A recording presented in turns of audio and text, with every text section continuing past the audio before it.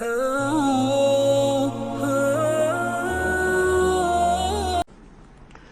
ایھا الذین آمنوا لا تدخلوا بیوتا غیر بیوتکم حتی تستأنسوا۔ اب اس حوالے سے بہت سے جو احکام آ رہے ہیں، یہ سورہ نور اور سورہ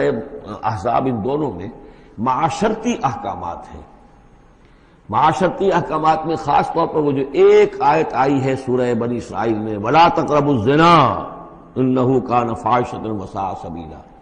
اس زنا کا سد باب کرنے کے لیے اسلام کے معاشرتی نظام میں بہت دور دور تک اقدامات کیے گئے ہیں۔ قریب مت جاؤ زنا کے، یعنی زنا کو ایریڈیکیٹ کرنا معاشرے میں یہ ایک بہت بڑا آبجیکٹو ہے،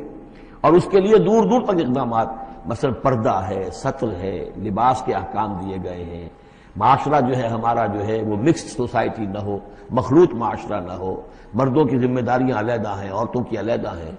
معاشرہ جو ہے سیگریگیٹڈ ہو، مردوں اور عورتوں کے درمیان اختلاط نہ ہو۔ یہ ساری چیزیں کس کے لیے؟ یہ اسی لیے ہے کہ یہ در حقیقت اس قدر شدید کشش ہے مرد اور عورت کے اندر،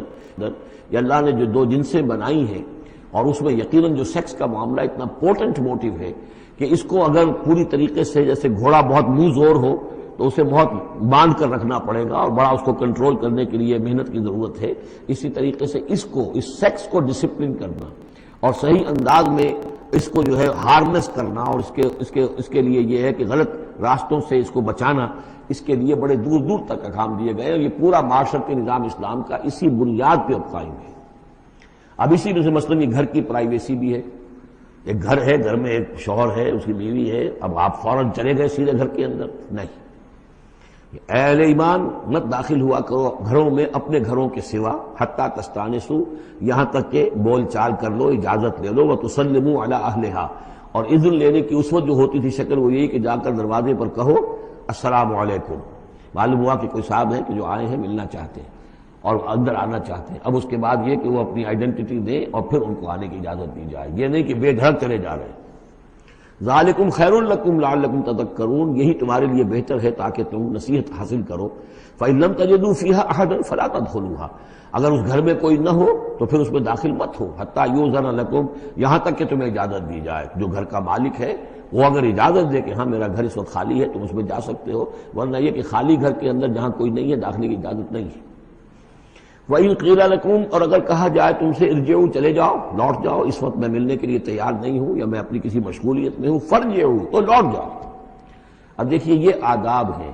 ہمارے ہاں یہ ہے کہ آپ پہنچ گئے، نہ ٹائم لیا ہوا ہے نہ پہلے سے طے ہے، آپ سمجھتے ہیں کہ مجھے ریسیو کرنا اس کا فرض ہے، کیوں نہیں ملا؟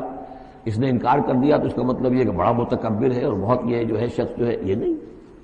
اگر تو آپ وقت طے کر کے گئے ہیں تو اس کا فرض ہے کہ وہ آپ کو ریسیو کرے اور آپ کو وقت دے، لیکن اگر آپ اچانک چلے گئے ہیں تو آپ کو اس کی پرائیویسی پر آپ جو ہے حملہ آور نہیں ہو سکتے۔ وہ اپنے کس کام میں ہے، کس مشغولیت میں ہے، اس کی کیا اہمیت ہے، آپ تو اس کو نہیں جانتے۔ اگر وہ گھر والا کہہ دیتا ارجعوا، وَإِن قِيلَ لَكُمْ ارْجِعُوا فَارْجِعُوا، تو لوٹ جاؤ، ہوا اذکیٰ لکم، یہی تمہارے لیے زیادہ پاک ہے، پاک بازی کا معاملہ، واللہ بما تعملون علیم، اور جو کچھ تم کر رہے ہو اللہ اس سے واقف ہے۔ لیس علیکم جناح ان تدخلوا بیوتا غیر مسکونۃ، اس میں کوئی حرج نہیں ہے کہ تم داخل ہو جایا کرو ایسے گھروں میں کہ جن میں سکونت نہیں ہے، جس میں کوئی لوگ رہتے نہیں ہیں، ریزیڈینشل نہیں ہے۔ اب گوڈاؤنز ہیں، اب ایسا تو نہیں کہ گوڈاؤنز میں آپ نہیں جا سکتے، سامان پڑا ہوا گودام ہے، آپ جا سکتے۔ فیہا متاع لکم، اس میں تمہارا سامان ہے، تو یہ وہی گودام والی بات ہو گئی۔ واللہ یعلم ما تبدون وما تکتمون، اور اللہ جانتا ہے جو تم ظاہر کرتے ہو جو کچھ تم چھپاتے ہو۔ یعنی قانون کی اصل روح کو دیکھنا چاہیے کہ یہ جو روکا جا رہا ہے کہ گھروں میں داخل نہ ہو، تو یہ اصل میں جو پرائیویسی ہے گھر کی اور فیملی کی، اصل میں اس کو ملحوظ خاطر رکھا جا رہا ہے، نہ یہ کہ آپ کہیں کہ صاحب ہم گودام میں بھی داخل نہیں ہو سکتے جب تک کہ پرمیشن جو لکھی ہوئی ہے وہ ہمیں مل نہ جائے۔